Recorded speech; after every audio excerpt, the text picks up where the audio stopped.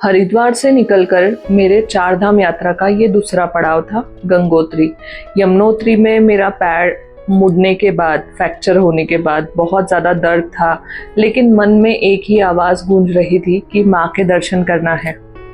यहाँ के सुंदर नज़ारों का लुत्फ़ उठाते उठाते हम आगे बढ़ रहे थे और माँ गंगा हमें रास्ता बता रही थी, कभी दाईं ओर कभी बाईं ओर, हमारे साथ साथ चल रही थी, बिल्कुल जैसे रास्ता बता रही हो कि चलो तुमको आगे का रास्ता बताती हूँ। गंगोत्री तक पहुँचने का रास्ता बहुत ज़्यादा खूबसूरत है, ऊंचे ऊंचे पहाड़, बड़ी बड़ी घाटियाँ और साथ साथ में चलती हुई माँ गंगा। बिल्कुल एक डिवाइन एक्सपीरियंस फील हो रहा था और बहुत शांति फील हो रही थी, बहुत अच्छा, बहुत पॉजिटिव। मौसम बहुत साफ था तो बहुत मज़ा आ रहा था। जब गंगोत्री पहुंचे, भाग्यवश वहां पर व्हील चेयर की सुविधा उपलब्ध थी। मैं सीधे व्हील चेयर पर बैठ गई और गंगा के तट तक पहुंच गई। मैंने जब गंगोत्री में माँ गंगा को देखा, ऐसे लगा वो गंगा नहीं, एक छोटी सी खिलखिलाती, हंसती, खेलती, दौड़ती हुई छोटी सी बच्ची है। उनकी लहरों में जो मासूमियत दिखाई दे रही थी, हर बूंद में जीवन की चंचलता दिखाई दे रही थी, वो शब्दों में बयान करना मुश्किल है। वहां पे हर कोई नहा रहा था। माँ गंगा में नहाने का मौका कौन छोड़ेगा, वो भी गंगोत्री में।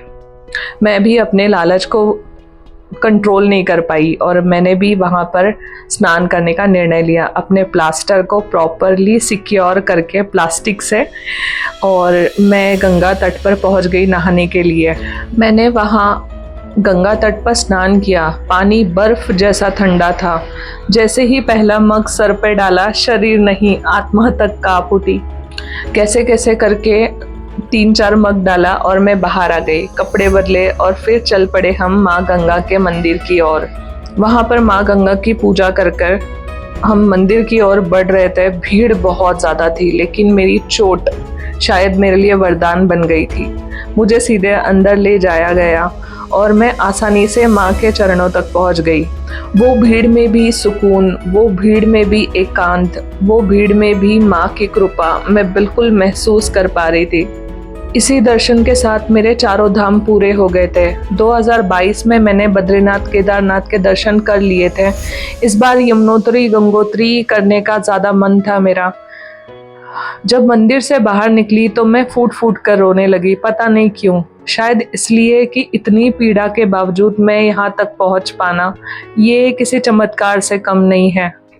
शरीर थका हुआ था, पैर में फ्रैक्चर था, लेकिन आत्मा एकदम शांत और पूर्ण थी। और मैं खुद से ही एक बात कह रही थी, भगवान की कृपा के बिना यहाँ तक पहुँचना बिल्कुल संभव नहीं है। यहाँ की खूबसूरती, यहाँ की शांति, यहाँ का जो भी पवित्रता मैंने फील की, वो शब्दों में बयान करना पॉसिबल नहीं है।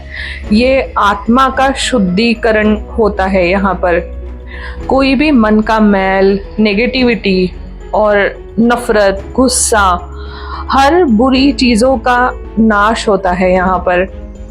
और जब माँ गंगा के दर्शन कर थोड़ा ही आगे बढ़ी थी, वहाँ एक और पवित्र स्थान दिखा, भागीरथी जी की तपोभूमि।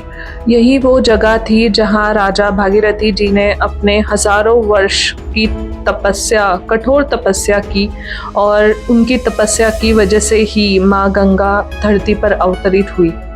वो अपने पूर्वजों की आत्मा की मुक्ति के लिए या शांति के लिए ये यज्ञ कर रहे थे, ये तपस्या कर रहे थे। वो जानते थे माँ गंगा की पवित्रता, और उनकी तपस्या के कारण माँ गंगा प्रसन्न होकर धरती पर आई। मैं वहाँ कुछ क्षण बैठी, उस पवित्र शिला को नमन किया, जहाँ बैठकर भागीरथी जी ने अपने पूर्वजों के लिए असंभव लगने वाली तपस्या पूर्ण की थी। ऐसा लगा जैसे आज सिर्फ माँ गंगा का दर्शन नहीं हुआ, बल्कि उस तप, उसकी ऊर्जा को भी छूकर आई थी मैं। भागीरथी जी को इसका ज्ञान था कि माँ गंगा का प्रचंड स्वरूप धरती झेल नहीं पाएगी। इसके बाद भागीरथी जी ने भोलेनाथ की कठिन तपस्या की।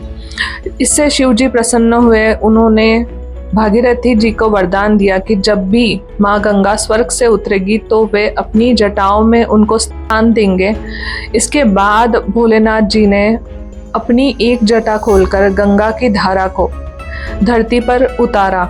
इसके बाद भागीरथी जी के पूर्वजों को और उनकी आत्माओं को शांति और मुक्ति मिल गई और हमको मिल गई माँ गंगा हमेशा हमेशा के लिए।